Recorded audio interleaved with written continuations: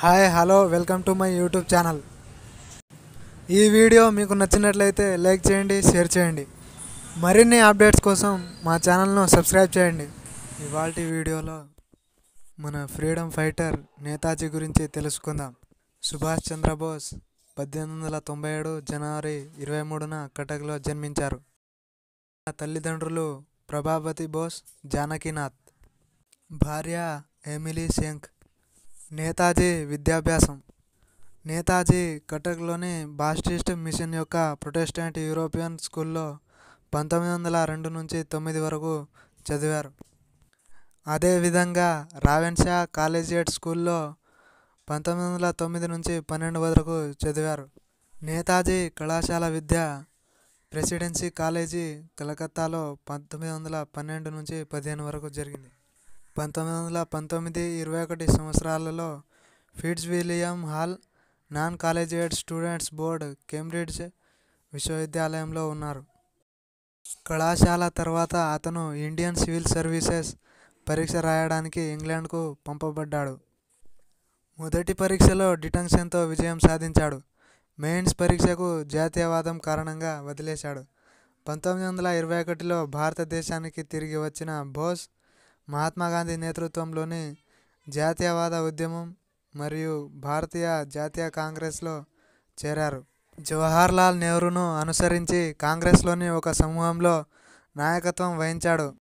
1938లో బోస్ కాంగ్రెస్ అధ్యక్షుడయ్యాడు. 1939లో తిరిగి ఎన్నికైన తర్వాత బ్రిటిష్ ఇండియా మరియు రాచరిక రాష్ట్రాల భవిష్యత్పై అతనికి మరియు గాంధీతో సహా కాంగ్రెస్ నాయకులకు మధ్య విభేదాలు తలెత్తాయి. బోస్పై కాంగ్రెస్ నాయకత్వంలో అసంతృప్తి పెరిగింది.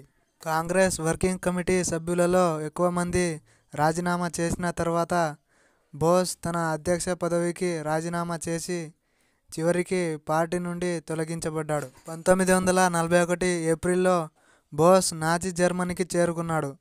బెర్లిన్లో ప్రీ ఇండియా సెంటర్ను తెరవడానికి జర్మన్ నిధులు ఉపయోగించబడ్డాయి. జర్మన్లు 1941 అంతటా భారతదేశంపై భూదండయాత్రను అసంపూర్తిగా పరిగణించారు. 1942లో జర్మన్ సైన్యం రష్యాలో చిక్కుకుంది. బోస్ జపాన్ ఆగ్నేయ ఆసియాకు వెళ్ళడానికి ఆసక్తి చూపాడు. అడాల్ఫ్ హిట్లర్ 1942 మే చివరిలో బోస్తో తన ఏకైక సమావేశంలో జలాంతర్గామిని ఏర్పాటు చేయడానికి అనుమతించాడు. 1943 ఫిబ్రవరిలో బోస్ జర్మన్ జలాంతర్గామిని ఎక్కాడు. మడగాస్కర్ నుండి అతను జపనీస్ జలాంతర్గామికి బదిలీ చేయబడ్డాడు. దాని నుండి అతను జపనీస్ ఆధీనంలో ఉన్న సుమత్రాలో దిగాడు. 1943 మేలో జపాన్ మద్దతుతో బోస్ సింగపూర్ యుద్ధంలో జపనీయులచే పట్టుబడిన బ్రిటిష్ ఇండియన్ ఆర్మీకి చెందిన భారతీయ యుద్ధ ఖైదీలను కలిగి ఉన్న ఇండియన్ నేషనల్ ఆర్మీ INAను పునరుద్ధరించాడు. బోస్ని జపనీయులు సైనిక నైపుణ్యం లేని వ్యక్తిగా భావించారు. 1944 చివరిలో బ్రిటిష్ ఇండియన్ ఆర్మీ భారతదేశంపై జపాన్ దాడిని తిప్పికొట్టింది. జపనీస్ దళాలలో దాదాపు సగం మంది మరియు INA బృందంలో పూర్తిగా సగం మంది మరణించారు. బోస్ సోవియట్ యూనియన్లో భవిష్యత్తు కోసం మంచూరియాకు పారిపోవాలని ఎంచుకున్నాడు. 1945 ఆగస్టు 18న జపనీస్ తైవాన్లో అతని విమానం కూలిపోవడంతో మరణించాడు. కొంతమంది భారతీయులు ప్రమాదం జరగలేదని నమ్మారు. బ్రిటిష్ రాజ్ INA ట్రయల్స్లో 300 మంది INA అధికారులపై దేశద్రోహం నేరం మోపింది. కానీ కాంగ్రెస్ వ్యతిరేకత కారణంగా వెనక్కి తగ్గింది. భారతదేశానికి స్వాతంత్ర్యం సాధించిన పావు శతాబ్దంలో పునరుత్పత్తి చర్చలు మరియు సయోధ్యకు సంబంధించిన బోస్ చర్యలు ప్రతిరూపంగా ఉపయోగపడతాయి.